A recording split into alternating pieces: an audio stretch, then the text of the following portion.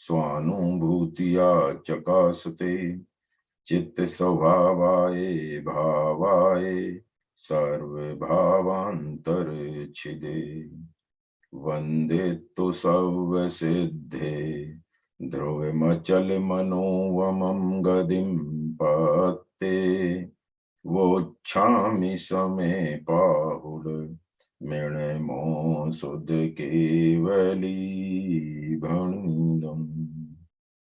जय हो वीतरागी देव शास्त्र गुरु जयवंत वर्तो पंच परमेष्ठी भगवंतों की जय।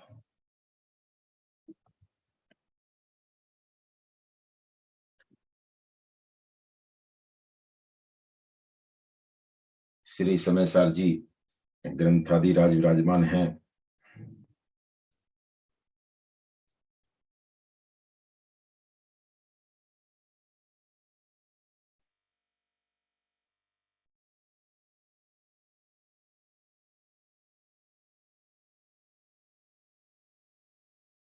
जस्ट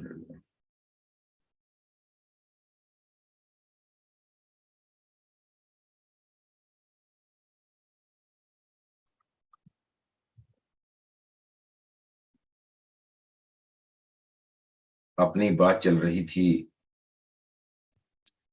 कि निश्चय न वो आत्माश्रित है और व्यवहार न पराश्रित है, कर्मों के आश्रित है। तो इसलिए निश्चय न का जो विषय भूत त्रिकाली ध्रुव भगवान आत्मा वो उपादेय है और व्यवहार ने, क्योंकि इसमें परद्रव्य और प्रभाव की सापेक्षता है, कर्मों की सापेक्षता है, निर्मल पर्याय उनके आश्रय से भी रत्नात्रय आदि प्रकट नहीं होते हैं, इसलिए वो हे हैं, श्रद्धा करने योग्य, आश्रय करने योग्य नहीं है। ये बात हमारी चल रही थी। अब उसमें ये बात आई कि अब देखें प्रश्न संख्या 395 394 है क्या? अच्छा सॉरी 394 394 है 395 है, हार जाओ 395 होना चाहिए। नहीं, ये प्राकृत का इधर लिखा है ना, इसलिए मैंने लिखा हुआ है। अच्छा इसलिए कर दिया, ठीक है। हाँ बाकी 395 है। तो अब उसमें देखो उसमें क्या आता है, एक बार दोबारा पढ़ता हूं ऊपर से। विगत गाथा की टीका में कहा गया है कि व्यवहार नय का आश्रय तो अभव्य भी करता है। लो, व्यवहार नय का आश्रय माने क्या कहना चाहते हैं? ये कहना चाहते हैं जो 7वें नंबर का नय ना, तो वहां पर किसकी बात है? केवल ज्ञान से अभेदपना। तो केवल ज्ञान का आश्रय तो अभव्य भी कर लेता है। बोलो, ऐसे कोई वो 9वें ग्रह तक चला जाता है, लेकिन केवल ज्ञान का आश्रय करता है, केवल ज्ञान को सर्वोत्कृष्ट मानता है, लेकिन अपने कारण परमात्मा तक नहीं जा पाता। बात समझ में आई ना? ऐसा वो थोड़ी प्रॉब्लम रह जाती है। तो समझ में? तो अभव्य के व्यवहार ने का आश्रय किस प्रकार होता है? अब क्वेश्चन ये, 11 अंग और 9 पूर्व तक का ज्ञान हो जाने पर भी उसे अज्ञानी क्यों कहा जाता है और उसका श्रद्धान सच्चा क्यों नहीं है? या ना, ये बात कुलदीप जी भाई साहब ने पूछा भी था, शायद सुबह पूछा था क्या कि या कल पूछा था कि कल सुबह, आज सुबह पूछा था शायद क्या कि अभव्य कि 11 अंग 9 पूर्व का पाठी, 11 अंग 9 पूर्व का पाठी और मुनिव्रत धारण, 28 मुल्क निरति 4 पालन। बोलो, ओ लेकिन और जबकि कितने 11 14 पूर्वी तो होते हैं, यानी इतने शास्त्रों का ज्ञान होने के बावजूद भी उसका श्रद्धान सच्चा क्यों नहीं होता? ये तो बड़ी आश्चर्य की बात है कि इतना ज्ञान होने के बाद भी 11 9 पूर्व का पाठी, बोलो ये बता दे कौन से शास्त्र में क्या लिखा है, सब कुछ पढ़ा दे, आत्मा को हाथ पर रख के आंवले की भांति दिखा दे। बोलो, लेकिन क्या है कि मोक्ष की पर्याय वो ये मुझे प्राप्त करनी है, मोक्ष रूपी भगवान आत्मा में स्वयं हूं। यहां कुछ बहुत सूक्ष्म ऐसी भूल रह जाती है जो केवली ज्ञान गम्य है। समझ में आया? तो अब सीधा सीधा प्रश्न उठता है कि भाई 11 अंग 9 पूर्व का ज्ञान होने पर भी उसे अज्ञानी क्यों कहा जा रहा है? दुनिया तो ज्ञानी कहती है। अरे भैया, हम ही आपको पढ़ाते हैं और ये थोड़ा, तो आप क्या सोचते हो कि भाई साहब को बड़ा ज्ञान है? नहीं, इसका नाम ज्ञान नहीं है। आत्मज्ञान ही ज्ञान है, शेष सभी अज्ञान। समझ में आया? ये शास्त्रों का ज्ञान प्राप्त कर लेना, शास्त्रों को समझाने में माहिर हो जाना, एक्सपर्ट हो जाना, इससे कोई लाभ होने वाला नहीं है मोक्ष मार्ग में। बोलो, मूल है आत्मज्ञान हुआ है या नहीं हुआ है। और आत्मज्ञान, देखो भाई, आत्मा को खोलने से ही होगा। आत्मा, उस अखंड आत्मा को में भेद करने से ही होगा, कि उस भेद करके, भेद माने रहस्य, उसके रहस्यों में जाने से ही होगा। तो वो जरूरी है। 11 अंग 9 पूर्व का पाठी होकर के भी क्या कर लोगे? तो इसलिए सब ओर से दृष्टि हटा करके एक आत्मज्ञान ही करो। आत्मा के रहस्यों में घुस जाओ, और वहां घुस करके जब आपको वहां चैतन्य का पिटारा खुलेगा, तो आंखें पलके झपकेगी नहीं, आंखें फटी की फटी रह जाएंगी। तब आपको अपने आत्म स्वरूप की महिमा आएगी। वो कार्यकारी है, वो सुख का रास्ता है। वो मोक्ष मार्ग कहो, सुख का मार्ग कहो, एक ही बात है। वो शाश्वत सुख है। विचार करना भाई। इसका मतलब कोई हम शास्त्र पढ़ने के लिए मना कर रहे हो ऐसा नहीं समझना। लेकिन शास्त्र पढ़ करके अथवा थोड़ा क्षोभसम अपना बढ़ गया तो अपने को महान मानने लगे, तो ये मिथ्यात्व है। पर्याय पर्याय दृष्टि है। समझ में आया? पर्याय दृष्टि है। तो इस प्रकार से अब 3 गाथाएं यहां लिखी गई हैं, जिनमें आपको बताया जाएगा कि 11 अंग 9 पूर्व का पाठी किस प्रकार से उसको मोक्ष मार्ग नहीं हो पाता है, वह संसारी ही रह जाता है, मिथ्या दृष्टि ही रह जाता है। क्या मामला है, क्या मैटर है, तो उसकी चर्चा अपन 3 गाथाओं में करेंगे। तो 3 गाथाएं अपन प्रारंभ करते हैं। किसी की कोई जिज्ञासा हो तो अभी पूछ सकता है, बीच में पूछ सकता है, बाद में पूछ सकता है। कोई उसके लिए ऐसा टाइम बाउंड नहीं है कि आपने बाद में ही पूछना है या जब आपको तुरंत, बिना रुके, है ना। 394 पेज पर प्राकृत में गाथाएं हैं, देखें। वद समीधि गुत्तियो वाह, शील तव जिणवरे पन्नातम, कुवंतो वि अभवो अणनाणि मेच्छदेठिदो, मोक्षम असदहंतो अभवियसत्तो दुजो अदीज, पाठो न करे द्विगुणम आसद्हन्तस्य नाणं तु, सद्हदीयापत्तेदि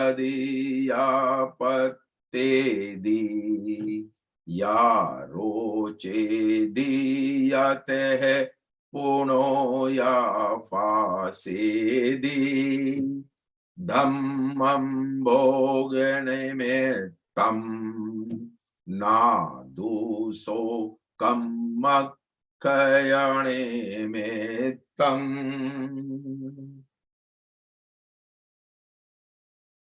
व्रत समिति गोप्ति शील तप आदिक सभी जिनवर कथित, करते हुए भी अभव्यजन अज्ञानी मिथ्या दृष्टि है, मोक्ष के श्रद्धान बिन सब शास्त्र पढ़ कर भी अभवी, को पाठ गुण करता नहीं, है ज्ञान के श्रद्धान बिन, अभव्य जन श्रद्धा करें, रुचि धरें अर रच पच रहें, जो धर्म भोग निमित्त हैं,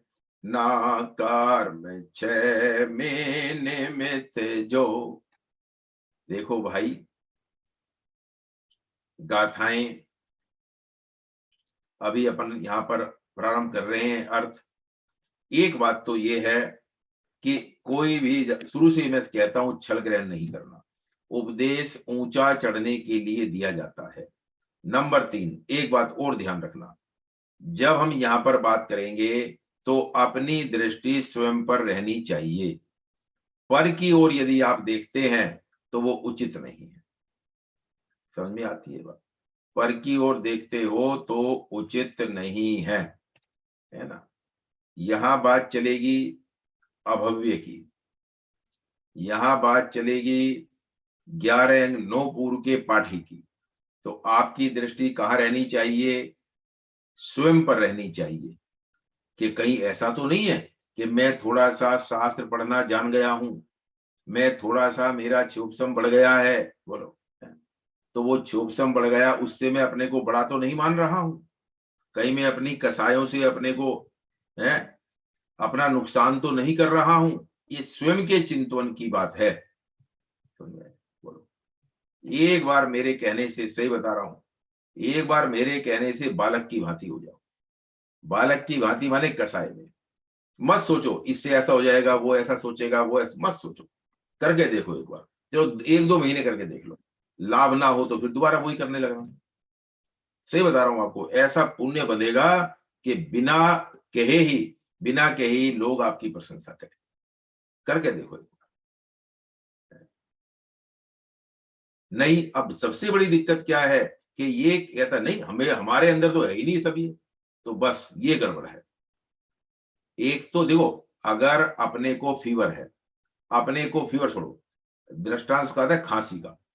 अपने को खांसी है, एक बाबूजी को खांसी थी, बाबूजी।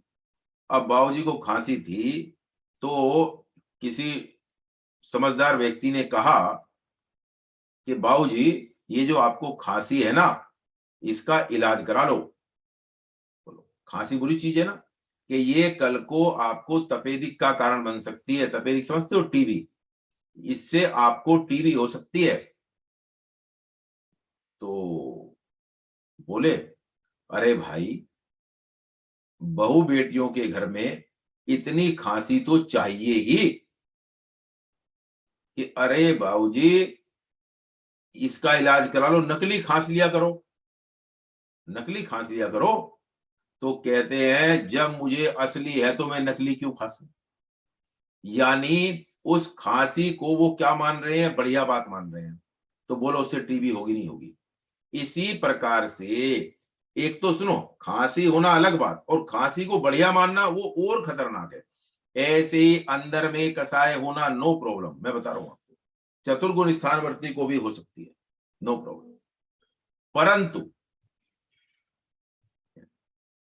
परंतु उस कसाय को ये मानना कि हमें तो है ही नहीं, बढ़िया है, तो ये तो आप समझिए, उससे कैसे छूटोगे? उस मान्यता से, उस मान्यता से छूटना बड़ा मुश्किल है।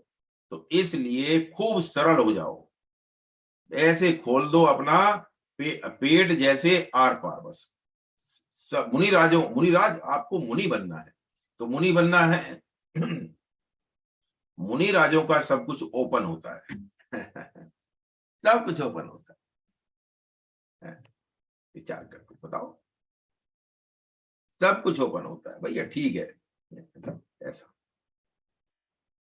बात ख्याल में आ रही है?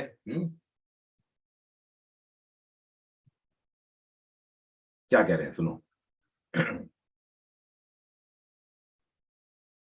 अब ध्यान से सुनना, ध्यान से सुनना। मैं पहले ही बता चुका हूं, किसको दृष्टि में रखना है, पर को या स्वयं को? स्वयं को। सुनो फिर अब, व्रत, समिति, गुप्ती, शील, तप आदि सभी जिनवर कथित, यानी जिनेंद्र भगवान ने जैसे व्रत कहे हैं, जैसी समिति बताई है, जैसी गुप्ती बताई है, जैसे सील बताया है, जैसे तप बताया है, जैसे बताया है और अलग नहीं, जैसे बताया है, करते हुए भी अभव्य जन, इन सबको करते हुए भी अभव्य जन अज्ञानी मिथ्या दृष्टि है।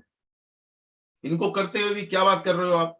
अब सुन लो इनका खुलासा थोड़ा थोड़ा, ताकि ये जो मट्टी चढ़ी हुई है ना ये उतर जाए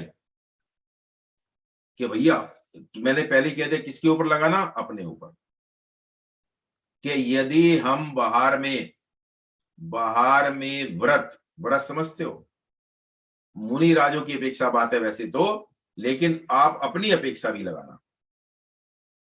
मान लो अष्टमी चतुर्दशी का आपने उपवास किया,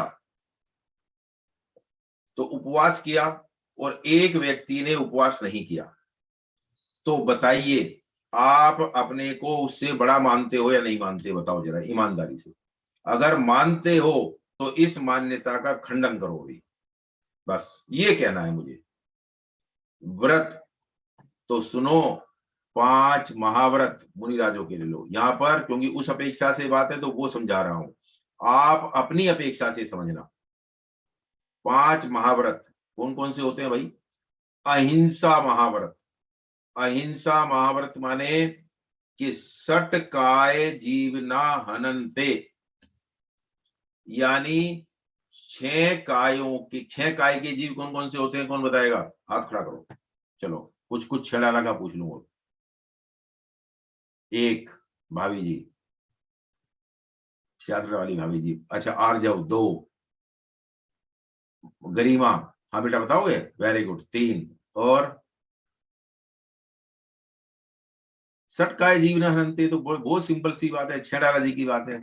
अनिका 4। चलो और बताओ कौन है? कुलदीप जी भाई साहब 5। चलो चलो सबसे कम जवाब कौन मतलब देता है हमारी सभा में? अनिका से पूछते हैं, अनिका सबसे कम जवाब देती है? वीडियो ही ऑफ रहती है इसकी तो। चलिए बोलो। पृथ्वी का एक, अग्नि का एक, वायु का एक, वनस्पति का एक और जल का एक। जल का एक। और छठा बोलो, ये 5 हुए, 5 स्थावर हुए। तो पृथ्वी का एक, जल का एक, अग्नि का एक, वायु का एक, वनस्पति का एक, 5 है। और छठा तरस का एक। तरस का एक। वेरी गुड, ठीक है, तरस का एक, ठीक है। इस प्रकार से सट काय, 6 काय के जीवों की हिंसा मुनि राजों के द्वारा नहीं होती है। हालांकि जो ग्रस्त जीव है, हम और आप, हम तरस कायिक जीवों की हिंसा से तो अपन बचते हैं, पर अपन पृथ्वी का एक, जल का एक, अग्नि का एक, वायु का एक, वनस्पति का एक जीवों की हिंसा से हम नहीं बच पाते हैं। समझ में आती है बात? और बिल अब इसका विस्तार मैं नहीं कर रहा हूं यहां पर। संकल्पी हिंसा का तो हम और आपको त्यागी होना ही चाहिए, कम से कम संकल्प लेकर के हिंसा, इससे तो बचो। और संकल्प हिंसा के देखो, सबसे ज्यादा बताऊंगा आपको, कई बार जीव को इतनी कसाई हो जाती है, सामने वाले का चेहरा नहीं देखना चाहता। दैट इज कॉल्ड संकल्प हिंसा। मालूम है आप लोगों को बात? ये बोलो आर जाओ। अगर ऐसी अंदर में कसाई फूट पड़ी है कि चेहरा नहीं देखना, हमारे सामने नहीं आना, तो ये संकल्पी हिंसा है। तो इसलिए हमारे यहाँ क्या है कि हर 4 महीने में क्षमावाणी आती है। चलो उसका वो मुझे विस्तार नहीं करना है यहाँ पर, मुझे तो आगे की बात करनी है। अहिंसा आदि 5 महाव्रत, अहिंसा, सत्य, मुनिराज, देखो मुनिराज कैसे कि अहिंसा आदि 5 महाव्रतों को ऐसे पाल रहे हैं जैसे जिनेंद्र भगवान ने बताया है, ऐसे हूबहू। समिति, 5 समिति कौन कौन सी होती है? इर्रिया समिति, भाषा समिति, एसना समिति, आदान निक्षेपण समिति और प्रतिष्ठापन समिति। याद है आपको? जिसको याद नहीं है वो जरा वो उससे पूछे। ये तो सिंपल सी बात है, ये तो याद होनी चाहिए। देखो, है ना। 5 समिति कैसे पालते हैं? जैसे जिनेंद्र भगवान ने कही है समितियां 5, वैसे पालते हैं।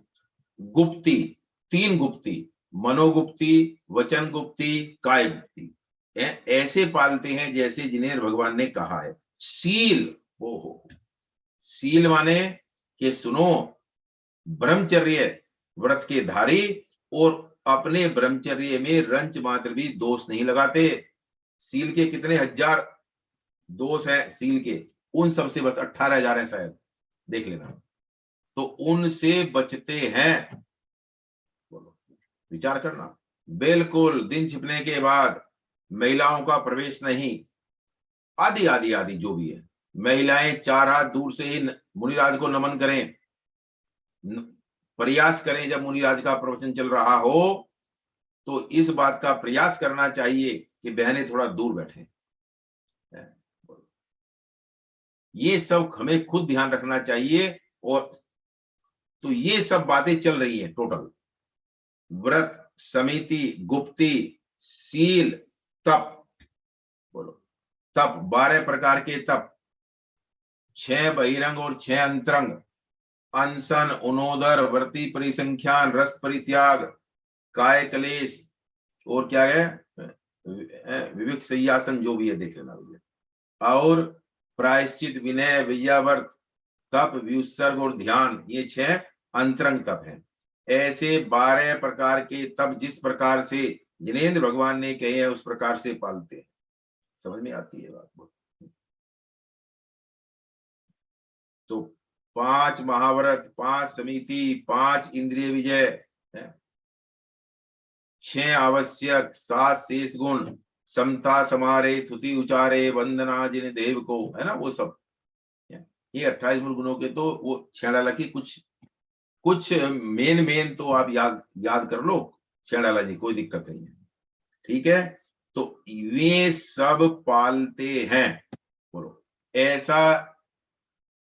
ऐसे महाराज जी, ऐसा कोई व्यक्ति आपको दिखे इतना, तो आप क्या मानोगे इसको? और सुनो, ये सब करते हुए भी अभव्य जन अज्ञानी मिथ्या दृष्टि है। अज्ञानी मिथ्या दृष्टि है, ये क्या मैटर है?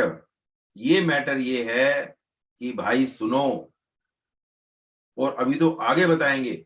और इसके साथ में ये नहीं खाली क्रिया ही, शास्त्र ज्ञान इतना है कि आप दांतों तले उंगली दबा लो।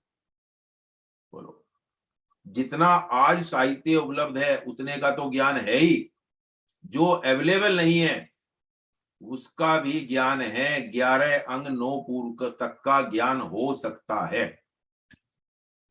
अभव्य मिथ्या दृष्टि को 11 अंग 9 पूर्व तक का ज्ञान हो सकता है।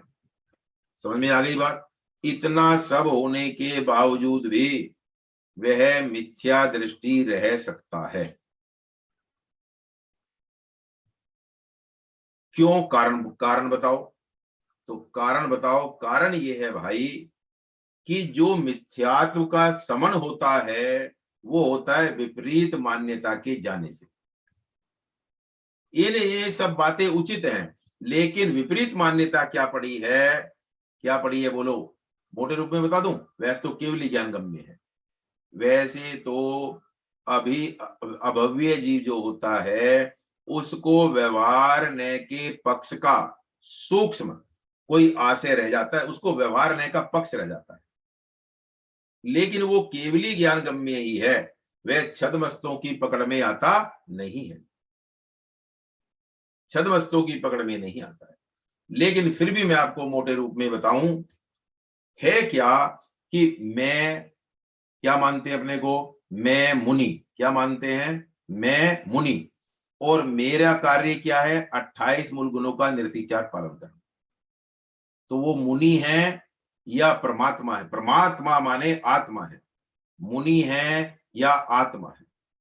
और पर्याय में क्या मान रहे हैं, मैं मुनि, जबकि पर्याय में मानना है मैं चेतना मेरी पर्याय, चेतना मेरी पर्याय है। तो चेतना मेरी पर्याय जो ऐसा मानेगा तो चेतना का जो कार्य है वो उसका कार्य है। समझ में आती है ना बात। लेकिन मैं मुनि और ये मेरे 28 मूल गुण अथवा मैं श्रावक, तो ये 12 प्रकार का एक देश चारित्र, ये मुझे पालना है, ये मेरा चारित्र है। ये चारित्र नहीं, चारित्र है स्वानुभव, अंदर में लीनता, अंदर में लीनता, अंदर में लीनता, ये चारित्र है। ख्याल में आ गई बात। तो ये विपरीत मान्यता, ये विपरीत मान्यता के कारण से दर्शन मोहिनीय नहीं जा पाता है। दर्शन मोहिनीय मिथ्यात्व का अंश कहीं ना कहीं रह जाता है, इतनी सारी क्रियाएं होने के बावजूद भी। इससे क्या शिक्षा मिलती है बताओ जरा, कौन बताएगा? इससे क्या शिक्षा मिलती है? इससे ये शिक्षा मिलती है कि बाह्य क्रियाएं चाहे जैसी हो, ये शिक्षा मिलती है? नहीं, ये शिक्षा मिलती है कि हमारा जीवन, हमारे जीवन में यह जो बाहर की जो क्रियाएं हैं ये बहुत सुंदर होनी चाहिए, परंतु इन क्रियाओं में धर्म नहीं है। इन क्रियाओं में यदि कसायों की मंदता चल रही है तो पुण्य बंद हो सकता है, धर्म नहीं। समझ में आती है बात? ये बातें खूब समझने लायक हैं। कोई इसका अर्थ ऐसा ना निकाले कि हम क्रियाओं का यहां पर निषेध कर रहे हैं। क्रियाओं का निषेध नहीं कर रहे हैं, पर इन क्रियाओं में धर्म मानने का निषेध कर रहे हैं। इन क्रियाओं में भी पुण्य भी जब होगा इनसे, तब इन क्रियाओं को करते हुए आपकी कसायों में मंदता होगी। यदि कसाय की तीव्रता है तो पुण्य भी नहीं है। इससे लोग क्या समझते हैं कि भैया ठीक है, हम तो साथ स्वाध्याय करते हैं और क्रियाएं गई भाड़ में। तो ऐसे जीव अपना बहुत बड़ा नुकसान करते हैं। अगर हम जैन हैं, अपने नाम के आगे जैन लिखते हैं, तो जैनत्वाचरण चारित्र बाहर का अवश्य होना चाहिए। हम स्वाध्यायी हैं तो स्वाध्यायी बाहर का आचरण हमारा ऐसा होना चाहिए कि लोग उंगली ना उठाएं, परंतु वो आचरण उससे धर्म नहीं होता। तो फिर किस लिए? लेकिन एक बात बता दूं मैं आपको, निमित्त नैमित्तिक संबंध इतना अवश्य है कि जब आपको अंतरंग में आपको स्वानुभव हुआ है, आप स्वानुभव के नजदीक हैं अथवा सम्यक के सन्मुख हैं, तो नियम से बाहर में आपका अभक्ष सेवन अवश्य छूटेगा। ये बता रहा हूं आज मैं आपसे, अन्याय अनीति अभक्ष अवश्य छूटेगा। लेकिन फिर भी ये छूट जाने पर भी अपने को बड़ा मानने की भूल मत करना।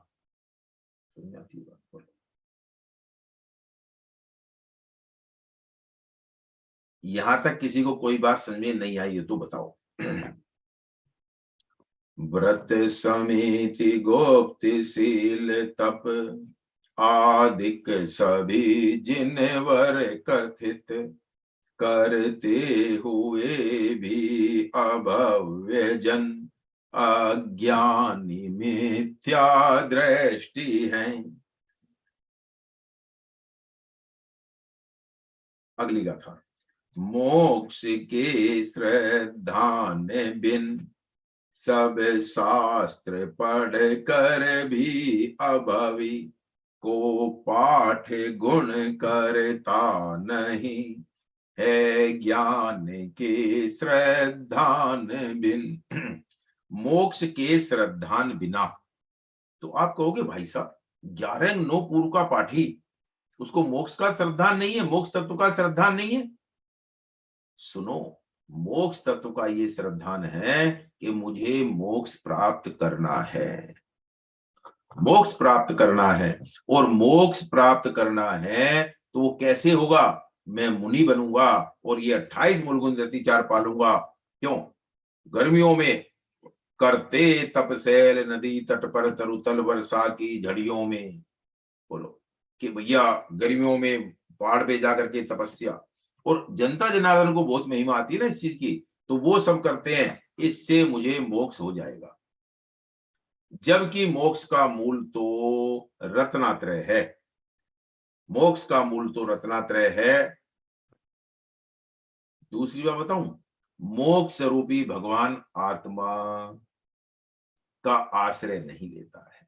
मोक्ष होता नहीं है, मोक्ष समझ में आता है। मोक्ष होता नहीं है, मोक्ष समझ में आता है, लेकिन वो कर्तृत्वपना ऐसा पड़ा है कि क्या बात करते हो, बस जो भी है। मोक्ष के, ये बात अपने लिए लगाना, मैं पहले कह रहा हूं, पर के लिए नहीं, पर की ओर उंगली नहीं उठनी चाहिए, स्वयं की ओर। मोक्ष के श्रद्धान बिना सब शास्त्र पढ़कर, सारे शास्त्र पढ़कर माने क्या कि 11 अंग का पाठी हो जाए, सब शास्त्र पढ़कर भी अभवी माने अभव्य, अभवी माने अभव्य, शास्त्र पढ़कर भी अभव्य को पाठ गुण करता नहीं हो।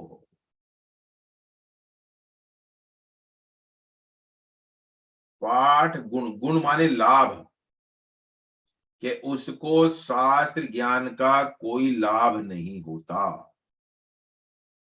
बोलो, ऐसा है जैसे हलवाई नहीं होता, हलवाई, अब हलवाई कितने सारे मिष्ठान बनाता है, और मिष्ठान बनाता है, या हलवाई की कढ़ाई ले लो, कढ़ाई, हलवाई की कढ़ाई कितने मिष्ठान बनाती है, और किसके लिए? आप लोगों के लिए। खुद खुद कितना खाती है कढ़ाई?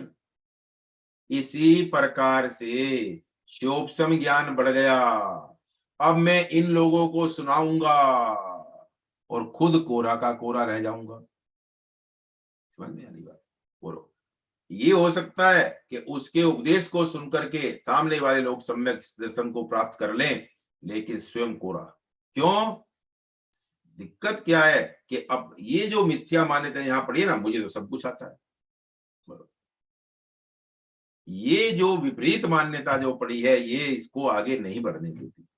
ईगो, मान कसाय, आगे नहीं बढ़ने देता। तो मोक्ष के श्रद्धान बिन सब शास्त्र पढ़कर भी अभवी को पाठ, यानी जो शास्त्र पाठ किया इनने, जो शास्त्रों को समझा, शास्त्र 11 अंक पूर्व का पाठ किया, वो गुण करता नहीं, वो उसको लाभ नहीं पहुंचाता। क्यों? कारण बोलो। क्योंकि ज्ञान के श्रद्धान बिना, क्योंकि उसको अपने ज्ञान स्वरूपी भगवान आत्मा का श्रद्धान नहीं है, ज्ञान में, शास्त्र ज्ञान जानने में नहीं आ रहा है, ज्ञान में ज्ञायक ही जानने में आ रहा है, ये बात का श्रद्धान उसको होता नहीं है। ज्ञान में ज्ञायक ही जानने में आ रहा है, पर जनातो ना थी, शास्त्र जनातो ना थी, भगवान जनातो ना थी, देव शास्त्र गुरु जनातो ना थी। विचार करना।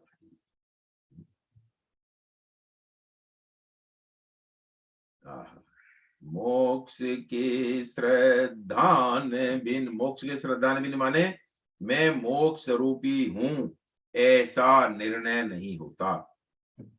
मोक्ष के श्रद्धान बिन सब शास्त्र पढ़ कर भी अभवी।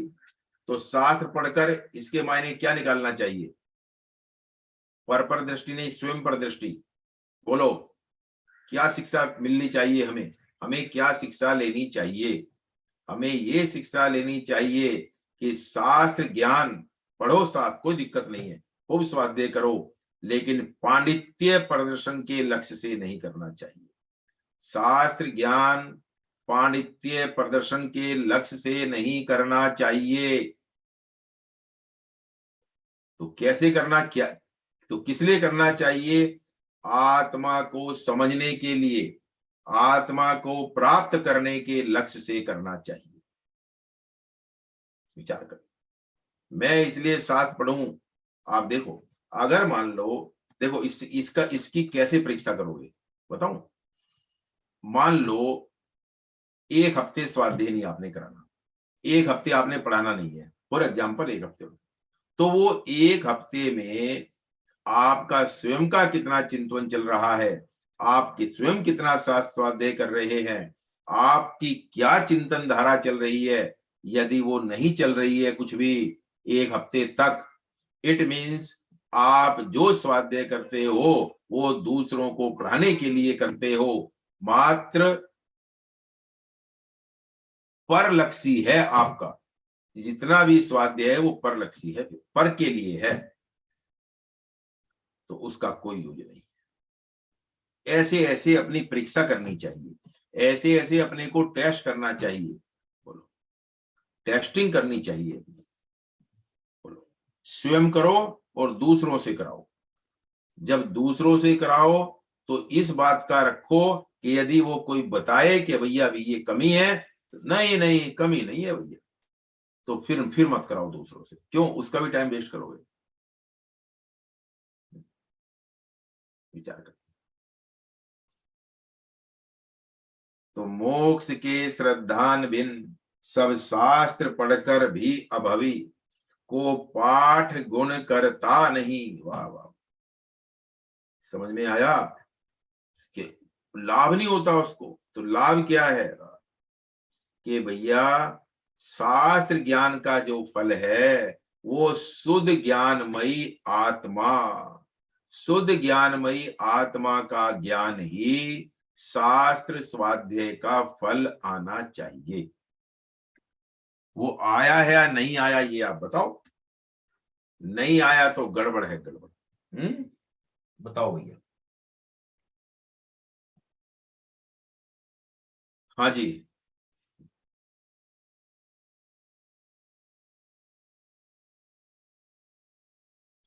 मोक्ष की श्रद्धान बिन सब शास्त्र पढ़ कर भी अभवी को पाठ गुण करता नहीं है ज्ञान के श्रद्धान बिन।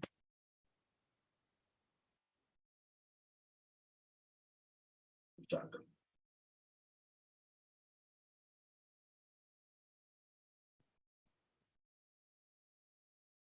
क्लियर है?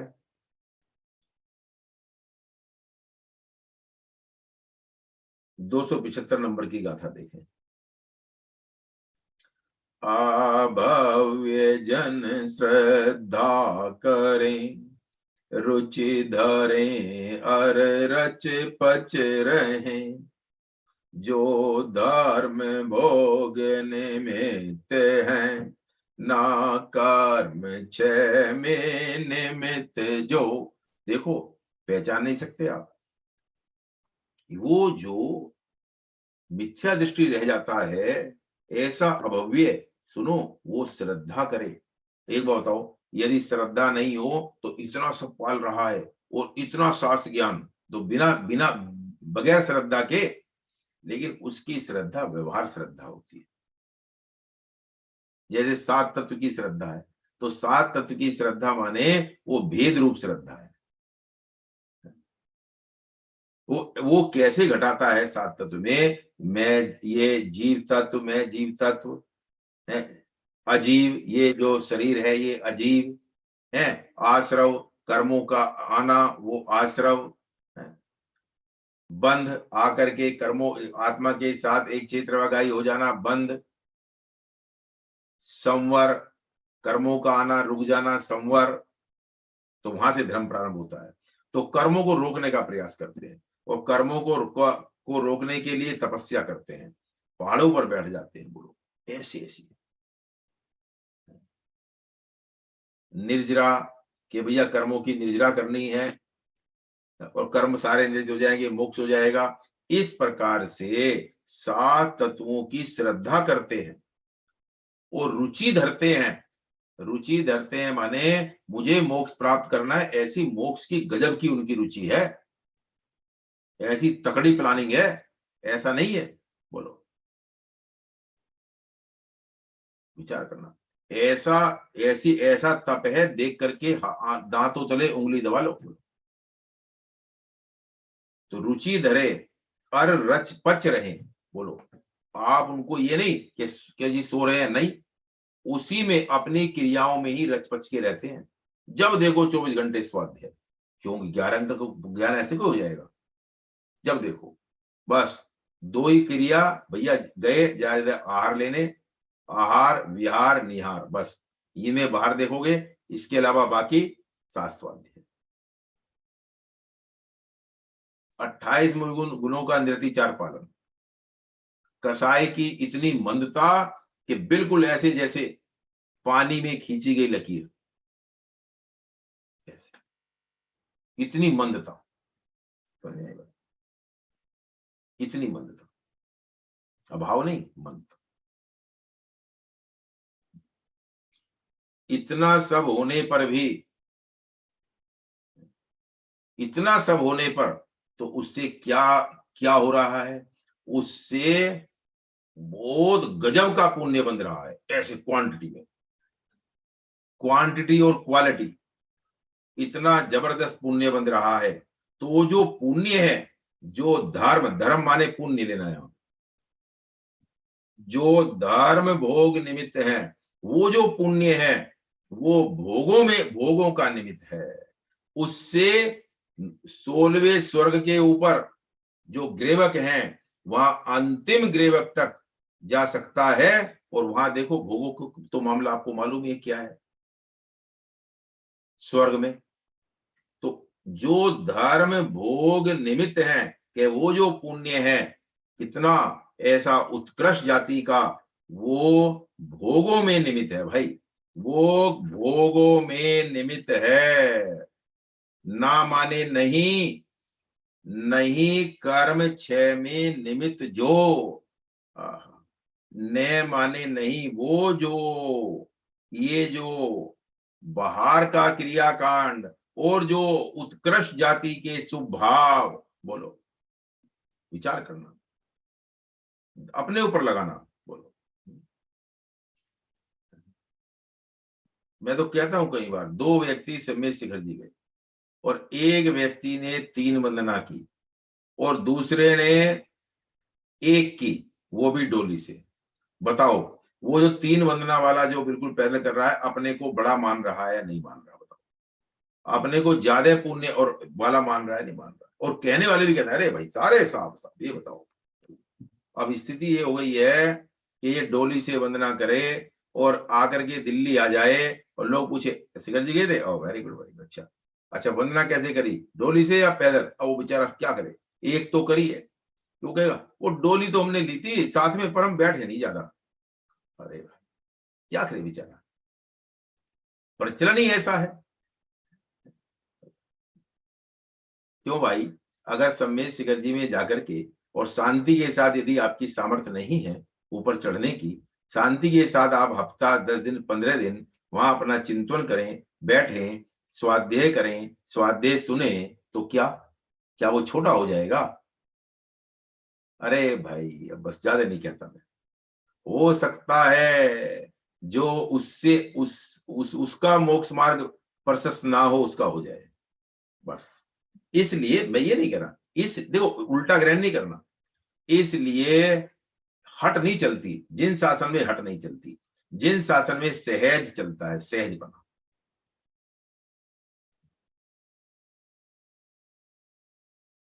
क्या करें?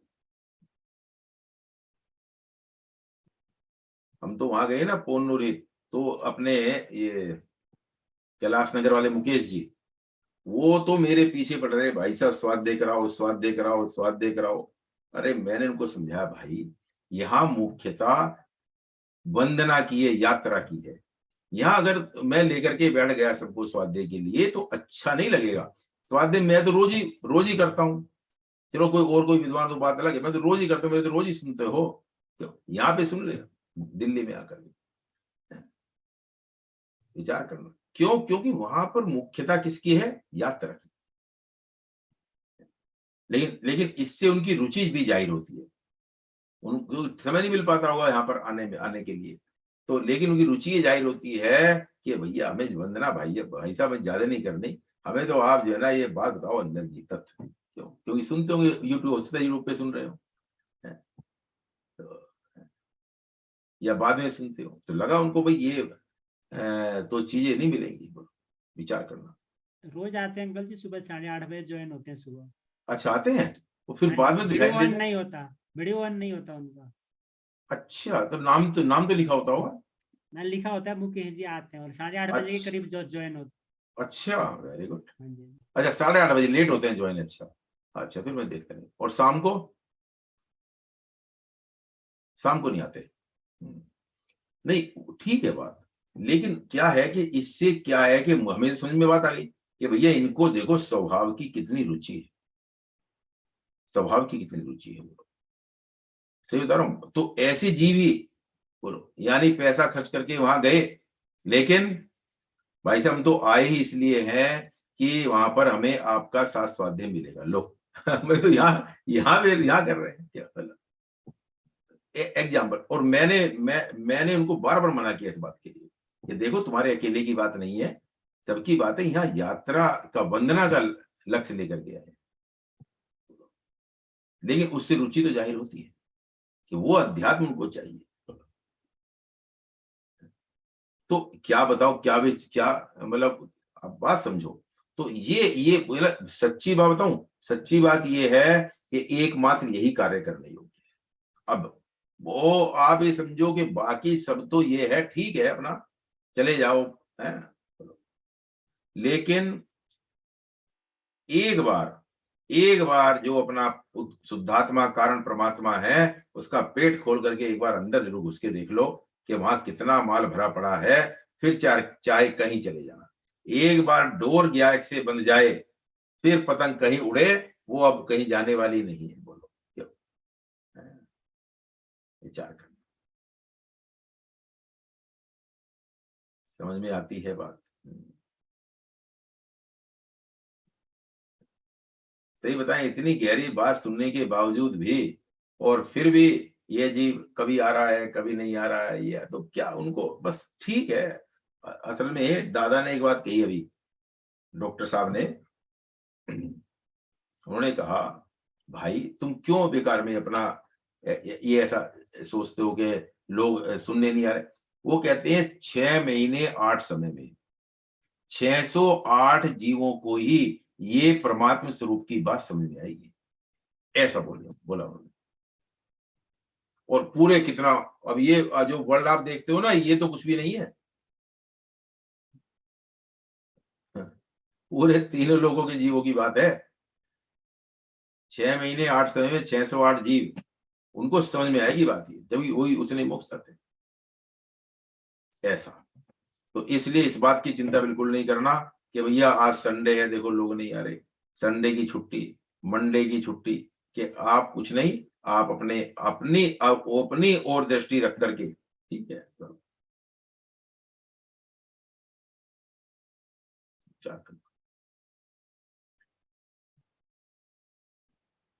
तो क्या कहते हैं जी, अभव्य जन श्रद्धा करें, रुचि धरें और उसी में रचपच रहे, किसमें? अपनी क्रियाओं में। मैं मुनि उसमें रंच मात्र भी दोष नहीं लगने देते। जो धर्म भोग निमित्त है, वो जो धर्म है पुण्य है उनका, वो भोगों में निमित्त है, उससे स्वर्ग आदि मिल जाते हैं, वहां भोग सामग्री मिल जाती है, वहां पर ऐसा पुण्य फलता है कि वहां तो मतलब ही नहीं है ना, वहां खांसी है ना जुकाम है ना रोग है वहां पे, लेकिन जन्म मरण रूपी रोग का अभाव नहीं हुआ। ये शारीरिक रोग की बात है ना। कर्म 6 में निमित्त जो, वो जो उनकी क्रिया 28 मुलुगुनु का जति चाल पारण 11 अंग 9 पूर्व के पाठी, और वो सब तपस्या जबरदस्त, वर समिति, गुप्ती, शील, तप आदि, वो सब उनके भोगों में निमित्त है, कर्म क्षय में निमित्त नहीं है। कर्म क्षय में निमित्त एकमात्र है क्या? बोलो, मैं प्रभु हूं, मैं प्रभु हूं, मैं प्रभु हूं, मैं परमात्मा हूं। अभी मैं चैतन्य परमात्मा और चेतना मेरी पर्याय है। ये मैं कहता हूं, इसके चिंतन मात्र से ही अभी विकल्पों में चिंतन चले तो दुनिया भर का पुण्य आपकी झोली में आ जाता है, लेकिन आप उस पुण्य की ओर देखते नहीं है। जिसको ऐसी खबर होती है वो तो ऐसे उग जाता है पुण्य, तो जैसे गेहूं के साथ भूसा उग जाता है, लेकिन दृष्टि गेहूं पर रहती है, ऐसे ही दृष्टि अपने चैतन्य परमात्म स्वरूप पर ही रहती है।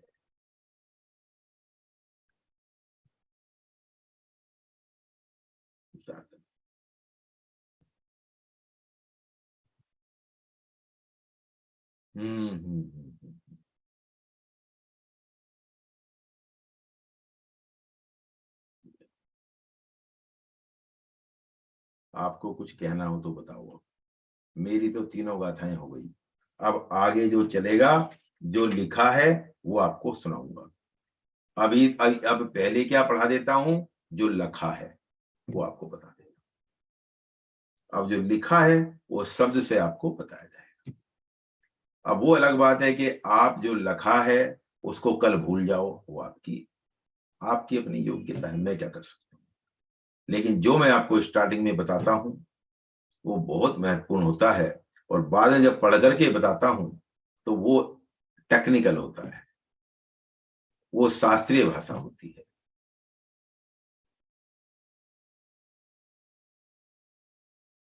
विचार करना। बोलो, कोई किसी की शंका हो, जिज्ञासा हो, बताओ। शेष चर्चा कर लेंगे। अभी आप कोई भजन बोलना चाहो तो बोल लो, 3 मिनट है।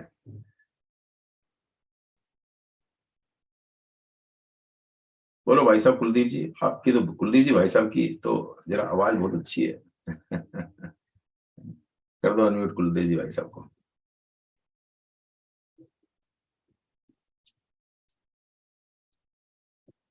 बंद कर देना आवाज।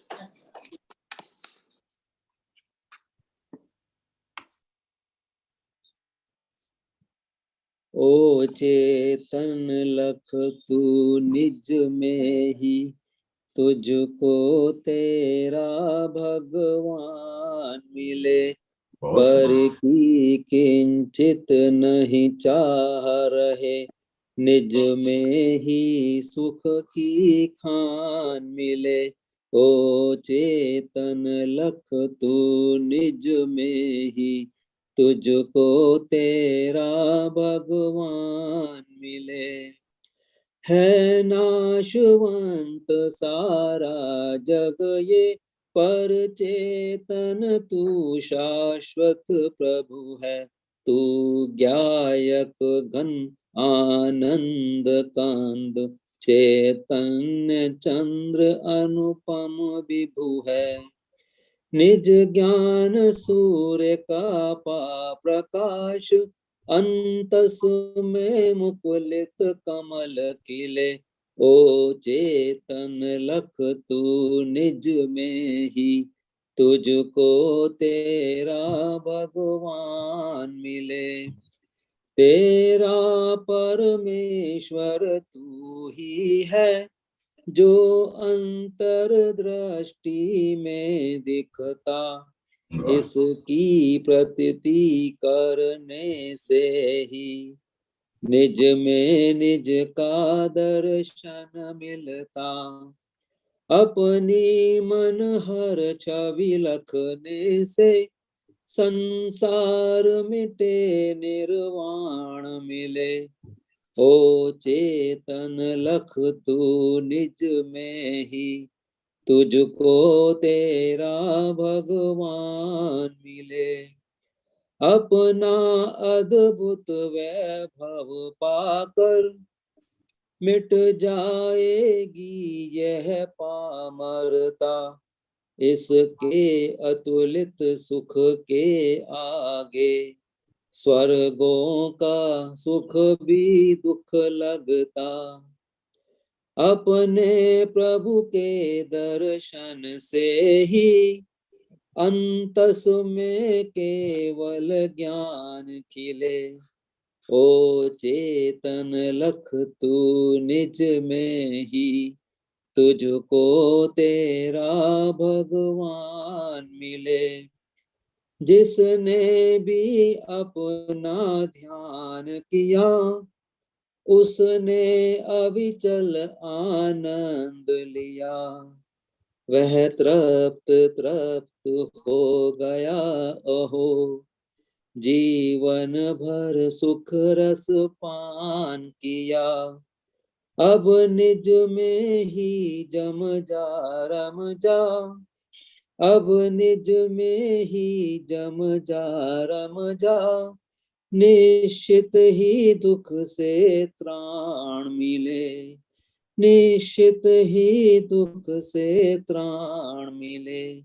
ओ चेतन लख तू निज में ही तुझको तेरा भगवान मिले। ओ चेतन लख तू निज में ही तुझको तेरा भगवान मिले। बहुत सुंदर।